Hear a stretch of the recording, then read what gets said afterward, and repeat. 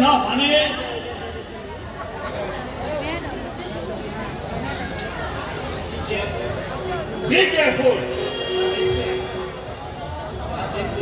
যা দেখবে যা শুনবে আর সেটা তোমার মনের মধ্যেই রাখবে।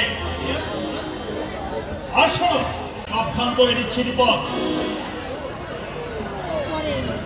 মানুষের মন তো এই সত্যগত মানুষ চৌধুরী মানুষ দিয়ে কাজ করে ঠিকই, যখন সে বুঝতে পারবে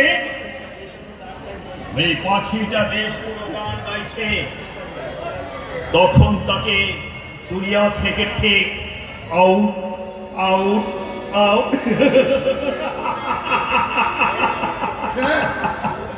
ভয় পেয়েছ মনে হচ্ছে। যাকে আজকে বক্তব্য কিরকম বয়ান লিখেছ একটু দেখি ফাইলটা। এই তো স্যার দেখুন।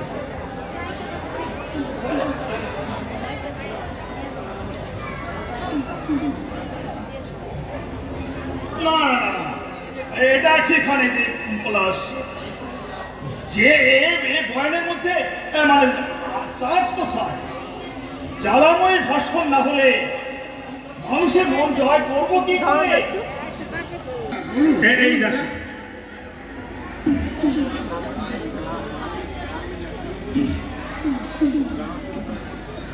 সমত ভাই বন্ধু এবং মা বোনেরা, নারী দুঃখ নিবারণ কমিটির 10ম প্রতিবর্ষে আজকের এই সভায় আয়োজন করা হয়েছে।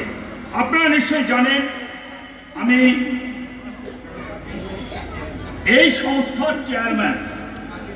শত কাজের ব্যস্ততার মধ্যে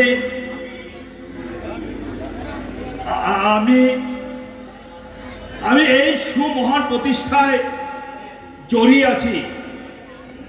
আর নারী জাতির মঙ্গল কামনার সাথে আমি আমার এই ক্ষুদ্র জীবন উৎসর্গ করে দিতে চাই। আপনারা যা প্রতিনিয়ত শ্বশুর বাড়িতে লাঞ্ছনা বঞ্চনা সহ্য করছেন, তাদেরকে বলছি আপনারা এই প্রতিষ্ঠায় যোগ দিন। আমি কথা দিচ্ছি, এই সত্যব্রত চৌধুরী আপনাদের সঙ্গে আছে। দারুণ দারুণ হয়েছে স্যার, দারুণ হয়েছে, সত্যি এর তুলনা করা যায় না স্যার।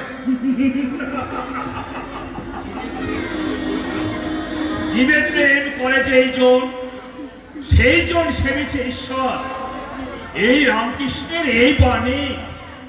এটা রামকৃষ্ণ নয় স্যার, এটা স্বামী বিবেকানন্দর বাণী। হলো গেছে না এপিটা রোপি। কিন্তু স্যার আমার মনের মধ্যে একটা প্রশ্ন জেগেছে। মনের প্রশ্ন মনের মধ্যেই রাখ। আমার পিতৃত্বের একটা শ্রদ্ধা। বলতে পারো সত্যব্রত, আমার এই পরাজিত মুখ আমি এখন কোথায় লুকাবো? আপনি বড় আশা করে তোমার নাম রেখেছিলাম সত্যব্রত। আমি স্বপ্ন দেখেছিলাম আমার সন্তান হবে ন্যায় নিষ্ঠা ভরা একজন আদর্শ মানুষ। বাবা সত্যকে জীবনের বোতল হিসাবে গ্রহণ করবে, তবেই তো সত্য হবে। এই সত্যব্রতর নাম হলো না। আমার স্বপ্ন সার্থক হলো না।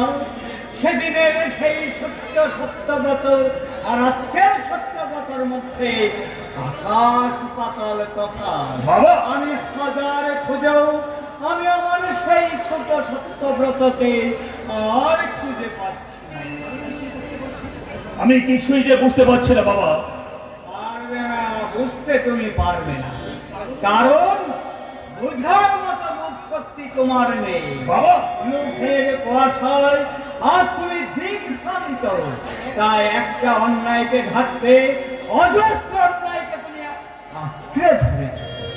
তোমার ওই মুখের মুখোশটা যদি সত্যিকারের পরিচয় হতো, তাহলে তোমার মতো সুযোগ্য সন্তানের গৌরবে ওই অভাগিনী দেশ মাতৃকা আজ সত্যি সত্যি ধন্য হতে। বাবা বলার ডাঙ্গার জমিদার ছিলাম আমি। আমার বাগান বাড়িতে মদের ফোয়ারা ছুটত না, নপুরের নিষ্কাশনে শোনা যেত না বাবা। সেখানে মস্ত বড় একটা হামিয়ানা টাঙ্গানো থাকতো। দিন দুঃখী প্রজারা সেখানে এসে জমায়েত হতো। আমি তাদের সবার অভাব অভিযোগের কথা মন নিয়ে শুনতাম।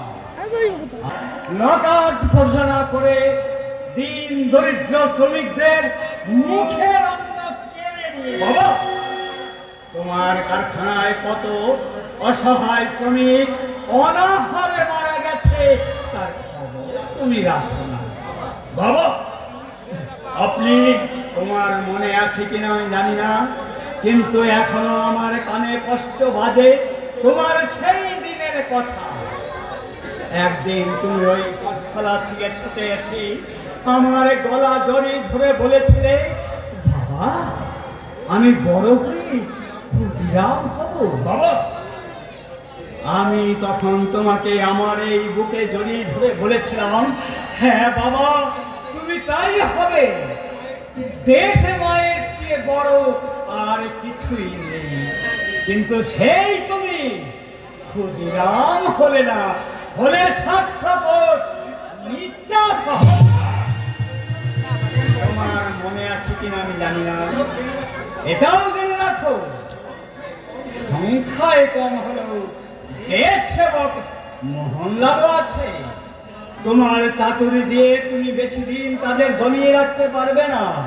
অতএব সাবধান সত্যব্রত, সাবধান।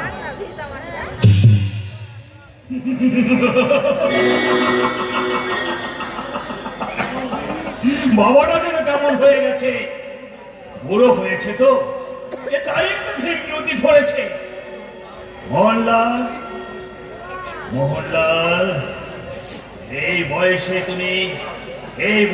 তুমি কত কত ইনকাম।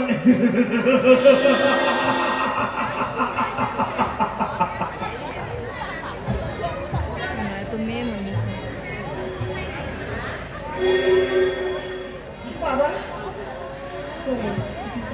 বলো, এইখানে রাখো।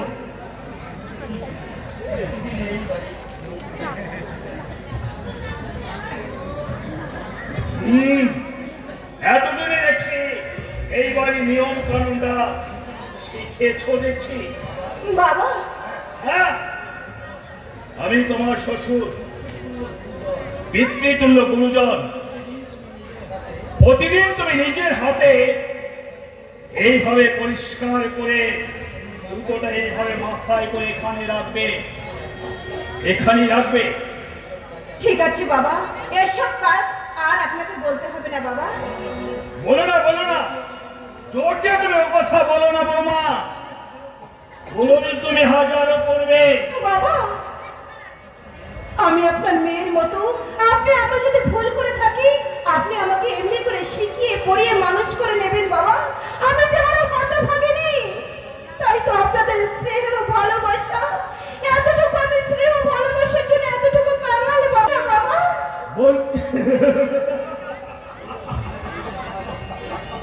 তা বলছি বাবা, ওই বুড়ো ভামটাকে কানে করে করে দিয়ে তুমি কি বানিয়েছো? বাবা, আপনি কার কথা বলছেন বাবা? বলছি বাড়িতে বুড়ো, এই বাড়িতে কটা আছে? ও, আপনি দাদুর কথা বলছেন বুঝি? তিনি হচ্ছে আপনার বাবা, বাবা। আপনার গুরুজন। কারণ বাবার সম্বন্ধে কখনো এসব কথা বলতে নেই বাবা। দাদু শুনলে তিনি যে খুবই দুঃখ পাবে বাবা। তোমাকে আমার জ্ঞান দিতে হবে না। আপনি আপনি একটু শান্ত হন বাবা। কারণ দাদুর মতো আপনারও তো বয়স হবে, তখন আপনার ছেলেরাও এমনি করে ভক্তি শ্রদ্ধা করে অসম্মান মেরে কথা বলবে বাবা। আপনার মুখে তখন জ্বালা বাঁধবে না। বেরিয়ে যাও, বেরিয়ে যাও বলছি এখান থেকে।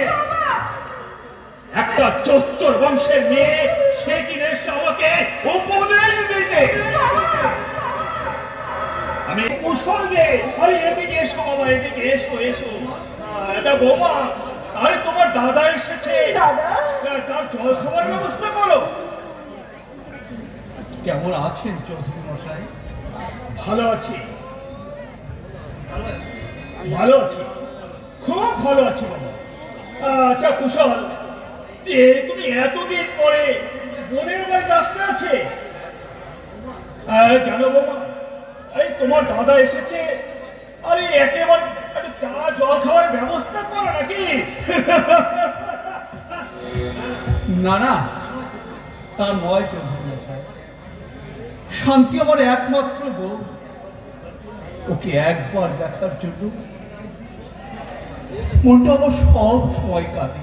দাদা, সেই জন্যই তো আমি বলছি